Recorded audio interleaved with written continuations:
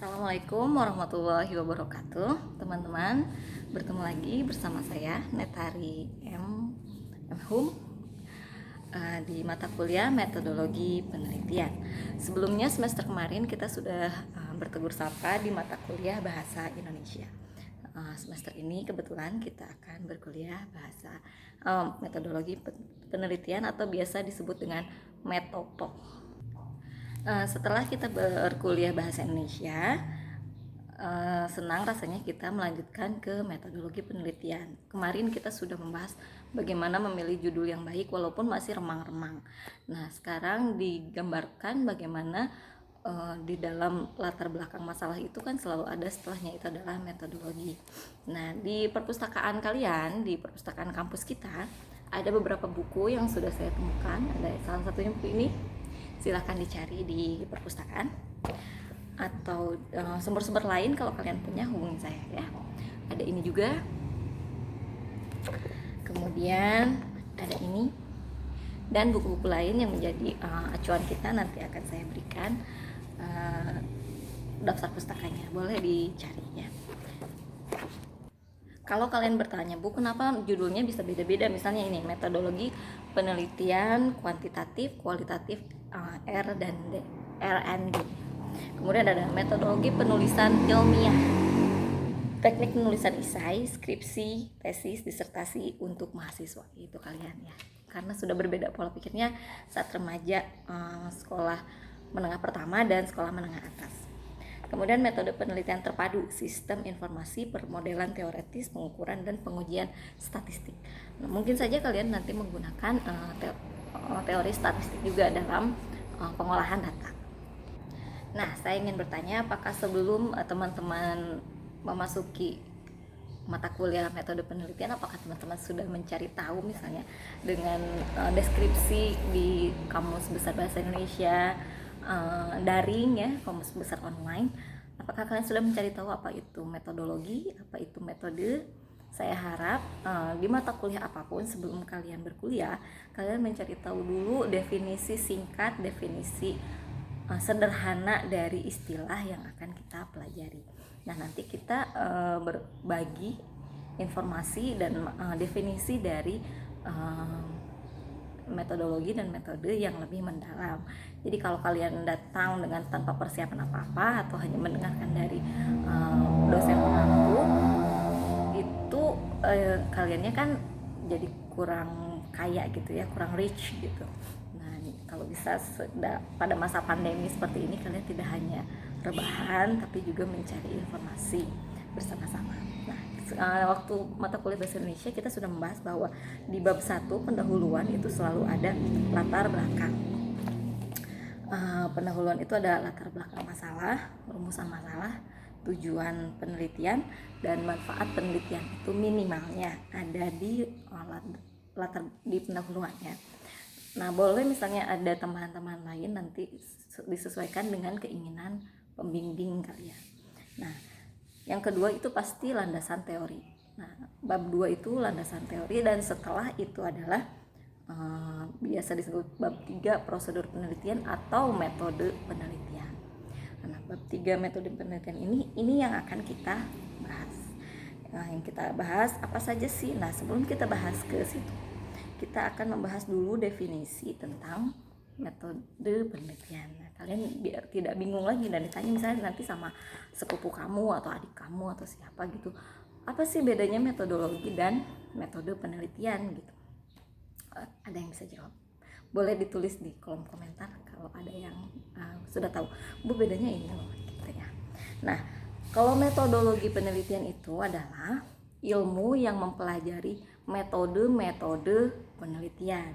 Jadi metode penelitian itu ada beberapa ragam ya, ada beberapa jenis metode penelitian. Metode itu apa sih? Nah, metode itu menurut Profesor Dr. Sugiono, bukan yang kalian sering maksud itu ya. Metode itu adalah cara ilmiah mendapatkan data dan tujuan. Nah, seperti yang di PowerPoint yang saya kirim, ada meme ya yang viral mengatakan bahwa bagaimana sih pesawat terbang bisa terbang sedangkan itu pasti jin gitu ya. Karena 50 ton lebih besi bisa diterbangkan itu tidak mungkin gitu. Itu pasti pakai karpet terbang. Nah itu entah itu satir, entah itu sarkasme, entah itu memang pengetahuannya begitu gitu ya. Apa itu humor saja, anekdot, tapi ya kita harus membuktikan bahwa ilmu itu bisa dibuktikan. Bagaimana caranya? Dengan menggunakan metode ilmiah gitu. Jadi seseorang mengatakan hal tersebut ilmu bila metodenya pakem gitu ya, bila metodenya benar-benar solid gitu. Nah makanya kita mempelajari metode ilmiah dengan istilah pesawat itu diterbangkan dengan karpet ajaib gitu, karpet terbang Aladin. Itu apalagi yang berkuliah di teknik industri gitu ya, atau di teknik perkapalan, teknik pesawat gitu, itu aja sudah teknik. Terus kemudian ada kita membahas fisikanya, jadi teknik fisika gitu. Ada kimianya, kimia diteknikin gitu. Jadi sudah kita belajar teknik, kita juga harus paham yang lainnya gitu. Dan tiba-tiba orang yang tidak setuju dengan hal ilmiah mengatakan bahwa itu tidak ilmiah. Nah, ketidakilmiahan itu harus dibuktikan dengan metode penelitian yang kita bahas ini. Jadi metode ini bisa menyampaikan mengantarkan kita sampai ke tujuan dan kegunaan manfaat tertentu dari penelitian. Misalnya penelitian bagaimana pesawat itu bisa terbang dengan menggunakan gaya dorong apa, dengan teori apa, itu dibuktikan secara ilmiah gitu ya. Jadi bukan hal-hal mistis yang seperti itu. Jadi kalau dalam folklore, dalam bahasa Indonesia ya, sastra Nusantara, pengetahuan Nusantara itu disebutnya dengan kearifan lokal. Jadi saking orang Indonesia itu saking sangat rendah hati dan bijaksananya gitu, orang Indonesia Nusantara, mereka tidak ujuk-ujuk mengklaim itu sains Nusantara gitu, tapi mereka mengatakan kearifan lokal gitu. Jadi setiap daerah itu memiliki sains atau pengetahuan tersendiri. Misalnya sains tentang ibu setelah melahirkan harus bagaimana, itu kan bisa dianalisis secara sains ya, secara keilmuan, ilmiah gitu. Tapi mereka tidak langsung begitu gitu. Mereka mengatakan itu kearifan lokal. Jadi bagaimana kebijaksanaan menyoroti hal tersebut gitu. Nah, tapi kalau dalam hal teknologi tersebut ya, itu langsung dibilang sains karena tekno gitu. Nah, itu yang harus dibuktikan secara ilmiah. Kalau kamu sangat pandai berorasi tapi tidak menuliskannya secara ilmiah, itu masih dipertanyakan. Nah, tapi kalau kamu selain pandai berorasi, pandai secara retorika gitu, dan kamu bisa membuktikannya secara ilmiah, nah itu bisa menjadi suatu penemuan terbaru. Bagaimana engine kamu, misalnya engine startup gitu ya, kamu membuat aplikasi Android gitu, engine-nya bisa kamu pertahankan gitu dengan metode yang pasti gitu, itu menjadi milik kamu. Seperti itu dalam kekayaan intelektual. Apa sih ciri-ciri dari ilmu itu? Ilmu itu tentu saja harus rasional. Rasional itu yaitu masuk akal. Kalau dulu orang naik pesawat bisa terbang dari satu pulau ke pulau lain, seperti yang diharapkan B.J. Habibie ya, karena Indonesia itu antar pulau banyak sekali, jadi tidak mungkin hanya jalur darat, jadi jalur udaranya juga harus diperbanyak karena kita dari pulau-pulau gitu. Nah itu kan tidak mungkin, manusia tidak punya sayap, bagaimana bisa terbang gitu. Ternyata bisa dirasionalisasi dengan keilmuan. Nah itu berarti harus rasional. Kalau misalnya dulu kita nonton Harry Potter, kalian mengalami tidak masa Harry Potter ya? Misalnya kamu menonton Harry Potter, kemudian ada lukisan yang bisa ngelirik kanan kiri gitu ya, itu kan impossible gitu, sangat tidak rasional saat itu, tahun 2000 awal ya, saat saya masih mungkin kelas 6 SD gitu, kelas 1 SMP gitu ya, tahun 2000 awal itu film Harry Potter sangat fenomenal karena bagaimana di negeri sihir itu dia bisa merasionalkan, J.K. Rowling bisa merasionalkan hal-hal sihir seperti itu. Nah sekarang foto yang bisa bergerak, mata berkedip gitu ya, melihat kanan kiri itu sudah bukan irasional lagi, sudah rasional gitu, sudah sangat bisa dilakukan dengan aplikasi My Heritage ya. Kamu sudah mencoba memakai My Heritage. Nah, jadi teknologi yang kamu pelajari sekarang ini mungkin bisa mengubah kehidupan kita gitu, peradaban kita 5 tahun, 10 tahun ke depan udah berbeda gitu. Kehidupan saya tahun 2000 dengan sekarang kehidupan saya tahun 2021 itu berbeda sekali ya. Jadi dulu kalau saya mau download itu harus dengan penuh kesabaran gitu. Kalau sekarang 3 menit sudah selesai gitu dengan hampir 1 giga gitu. Jadi kehidupan kita memang sudah menjadi lebih nyaman, tapi kenyamanan itu malah menimbulkan generasi rebahan ya. Jadi saya harap mahasiswa saya tidak menjadi generasi rebahan yang seperti itu, nian ya. Selanjutnya, ciri-ciri dari keilmuan itu empiris, berdasarkan jadi kamu bukan tidak ujuk-ujuk bilang ini penemuan saya terbaru, cuma saya yang menemukan ini gitu, saya orang pertama di dunia ini yang melakukan hal ini gitu. Nah tidak begitu ya. Jadi kamu tahu siapa yang menemukan komputer terlebih dahulu, bagaimana perkembangan komputer setelah itu, terus bagaimana kamu mengisi di antara itu. Misalnya kamu membuat jaringan gitu di sebuah koperasi misalnya, jaringan itu pasti sudah ada yang memakainya gitu. Nah kamu apa sih yang beda dengan yang kamu lakukan? Nah itu secara empiris dan teorinya ini ya rinci gitu teorinya tuh. Dan sistematis itu berhubungan dengan metode. Jadi bagaimana kamu mengumpulkan datanya, bagaimana kamu menyusunnya, bagaimana kamu menggabungkannya gitu. Nah seperti itu sistematis.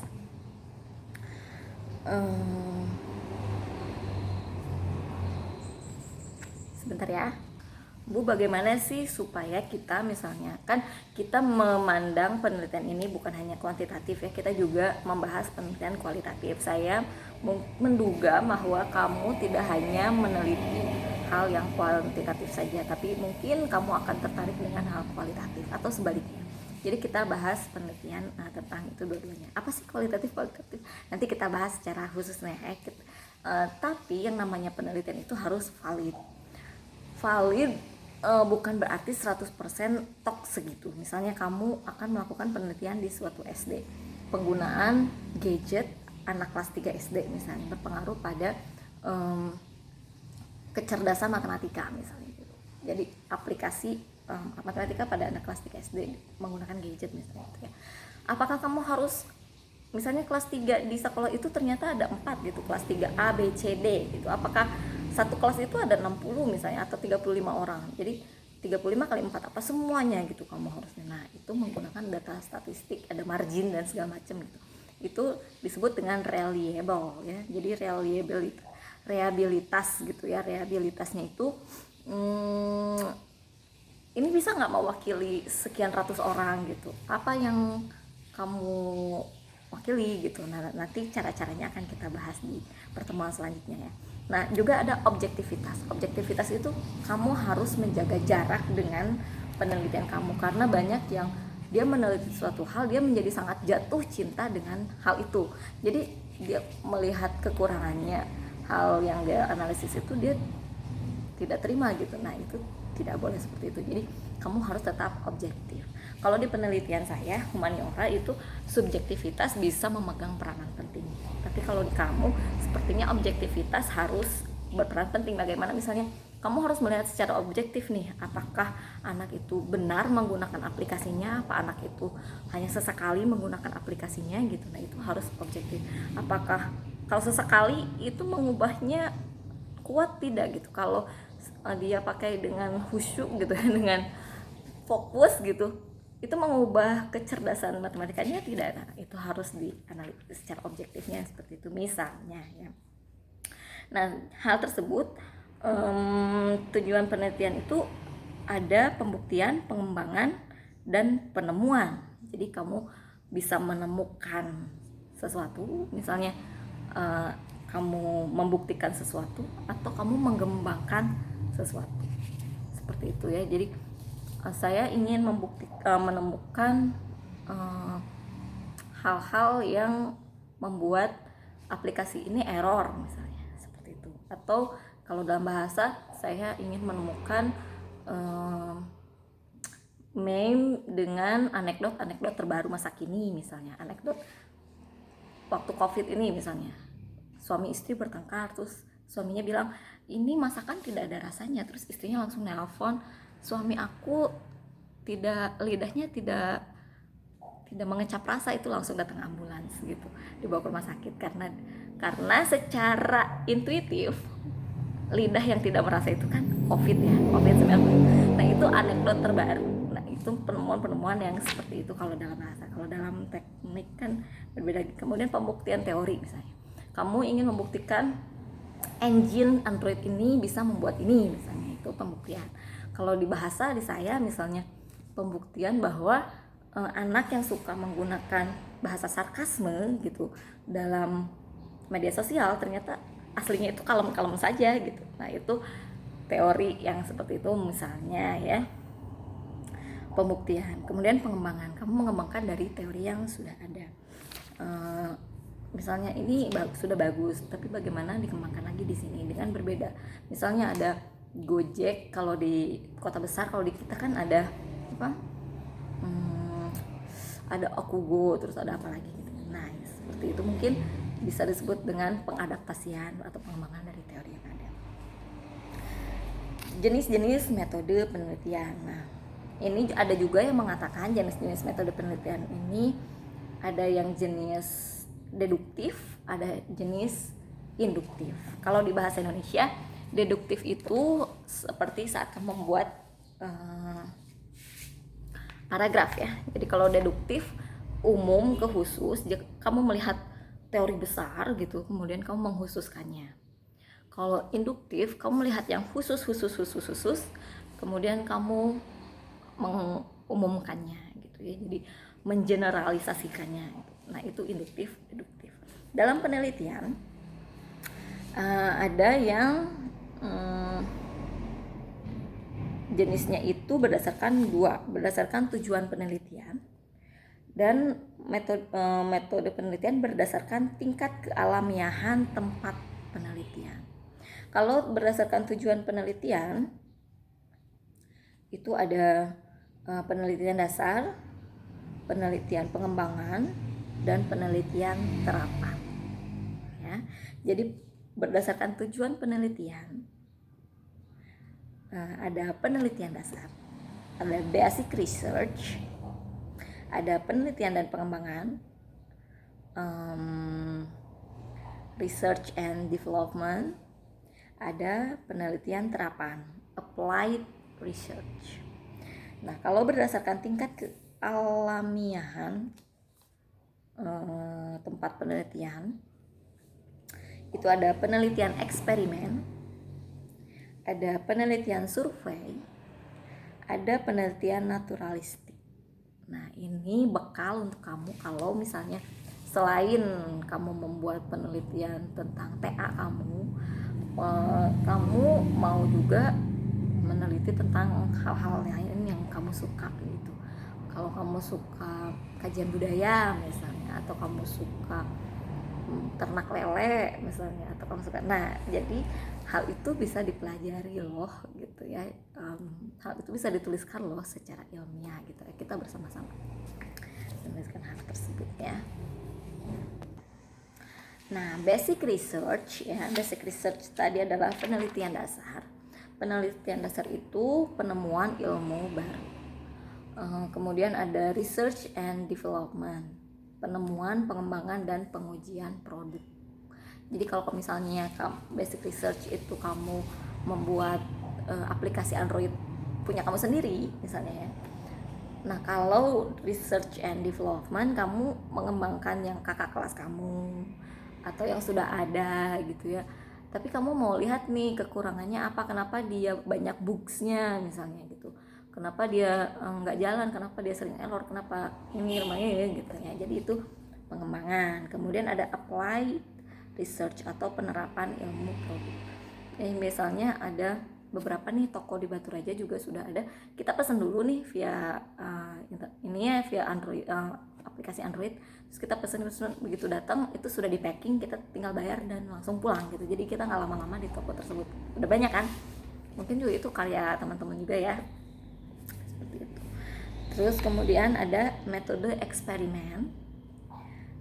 Tempatnya di lab dan ada perlakuan kamu di lab komputer misalnya gitu. Kemudian ada metode survei, tempatnya alamiah, tidak di lab, tidak ada perlakuan. Misalnya seperti tadi, kalau komputer kan analisis anak atau perhitungan anak yang menggunakan aplikasi apa gitu, yang sensus tadi ya menggunakan ini.